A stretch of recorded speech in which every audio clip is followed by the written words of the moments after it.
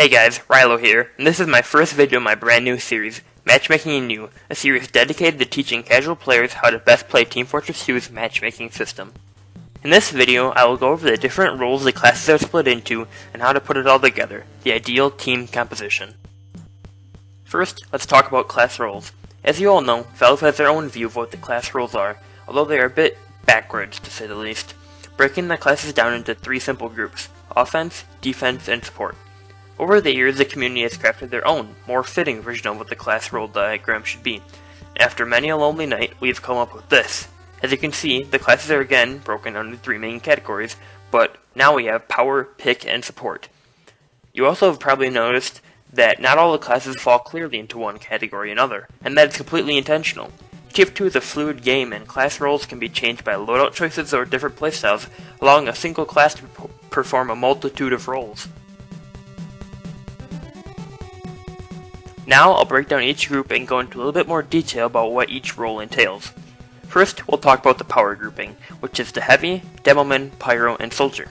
The power grouping is all about high health and high damage. In other games like MOBAs or MMOs, this role will be described as the tank, and a lot of the tank's job in an MMO correlates with the power class's job in TF2. Now just what is his job, you may ask? In an MMO like World of Warcraft, for example, the tank's job in his party is to keep the attention of the boss on him, so his party mates can do damage without being harmed themselves. This usually means he has a high health pool and can survive lots of punishment. This is true in TF2 as well. Power classes are often leading the charge for their team, which would be your party in the MMO analogy, and they can have some of the highest health pools in the game, which enables them to force the enemy team to focus on killing them first. As we move on, you'll see how the other roles fit into our MMO example. If the power group is about absorbing damage for the rest of the team, then the pick group is about dishing out damage without taking much in return. The pick group is made up of the soldier, scout, sniper, and spy. In MMOs, the damage is mostly done by two groups: ranged damagers and melee damagers. In TF2, we can also split our group into these sub-roles as well.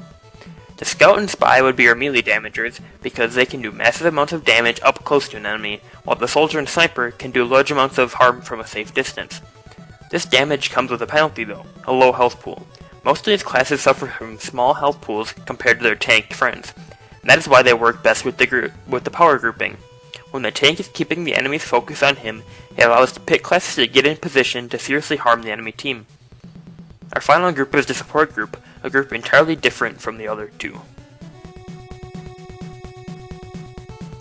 The support group has little in common with the other two groups. It is not about taking damage like the tank, and it's not about doing damage like the pick, but it's about making life easier for the other two groups. The support classes are the spy, medic, engineer, and pyro. If you think about it, all these classes have special abilities that allow them to help their teammates fight as best they can. In World of Warcraft, the healer is the heart of any team, just like how in TF2 the medic is the heart of the team. They both deal little damage on their own, but keep their tank alive so it can deal as much damage as possible, making the fight easier for their entire team. All across the support group, we will see examples of how these classes use their abilities to not do damage themselves, but help maximize damage potential for their comrades. Next, we will put it all together and talk about the ideal team composition.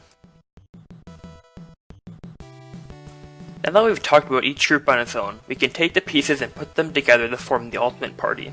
We have to use just the right mix of all the classes to yield the perfect result, a dynamic team that is flexible in any situation. Of course, having the right classes is not all it takes to win a match. You must also have skilled players and good communication, but that is all for another day. For the purpose of this video, I'll assume there are 6 people on each team, and that said team will have a medic. Ideally, the team should have between 1 and 3 tank classes, because for every tank class that is added, each one receives less healing. Most of your team should be dedicated to the damaging classes of the pick group. Around 2 to 3 members of your team should be playing one of these damaging classes. Finally, only about 1 member of your team should be a support class, withholding the medic of course. Obviously, this list is not at all set in stone, and different players and loadouts can significantly change how the team dynamic is formed. Don't be afraid to experiment and find what works for you and your party. This is a pilot episode, so be sure to take the poll in the description and leave a comment if you'd like to see more content from me. Thanks for watching.